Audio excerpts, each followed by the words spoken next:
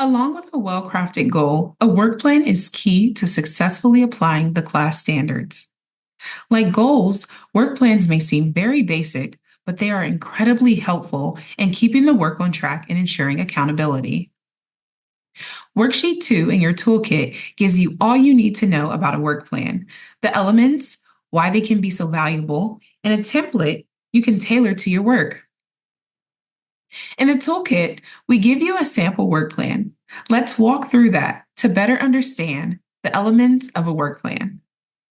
First, at the top, you write the goal for the work plan. What are you trying to achieve? This is likely some versions of your SMARTY goal. It could be the whole goal or a shorter version if preferred. In this example, the goal is by August, clinic leadership will recruit and launch a class leadership council with racial, cultural, and positional diversity among its members, comprised of the executive director, at least 2 representatives, and 3 to 5 additional staff, and which is guided by a clear and equitable governing charter.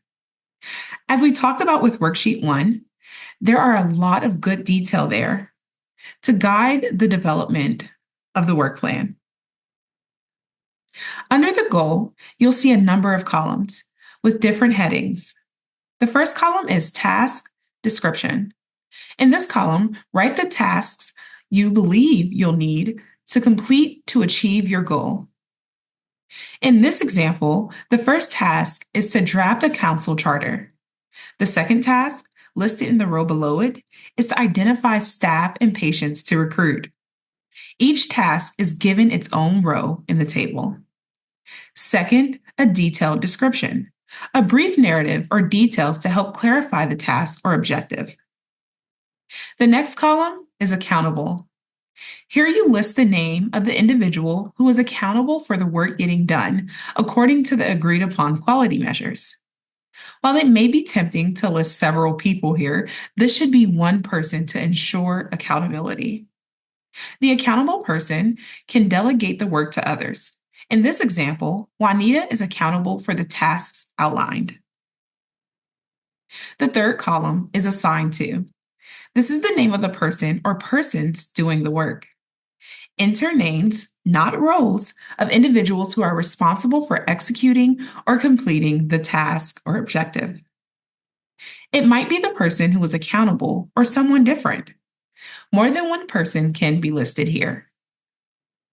The fourth column is due date, the date the task is expected or required to be completed.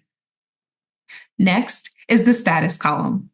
Here, you indicate the status of the assigned task to one of the following 4 options: not started, on schedule, behind schedule, or complete. The status column is a great way to stay accountable to work, including agreed upon due dates. Sometimes projects stay on schedule, but it's not unusual for them to be behind schedule for many reasons. One of the important functions of a work plan is that when things get behind schedule, the document can spark good conversation about why and what needs to happen to get them back on schedule, or amend due dates if that's more appropriate.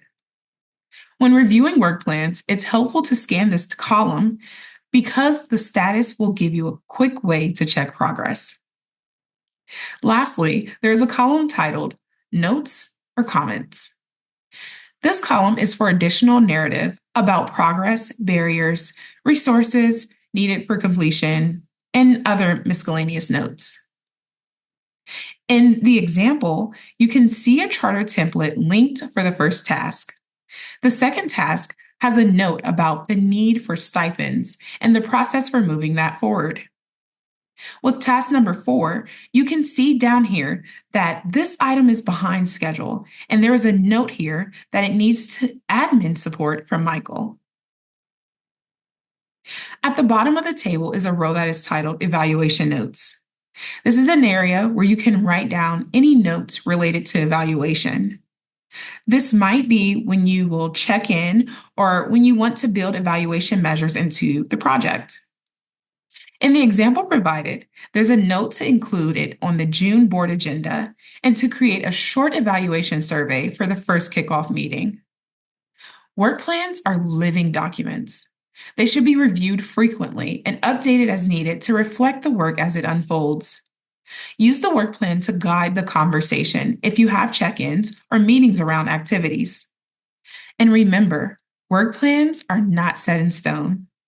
They will likely change as you begin taking action and discover some of your assumptions were off, resources aren't sufficient, or competing priorities exist.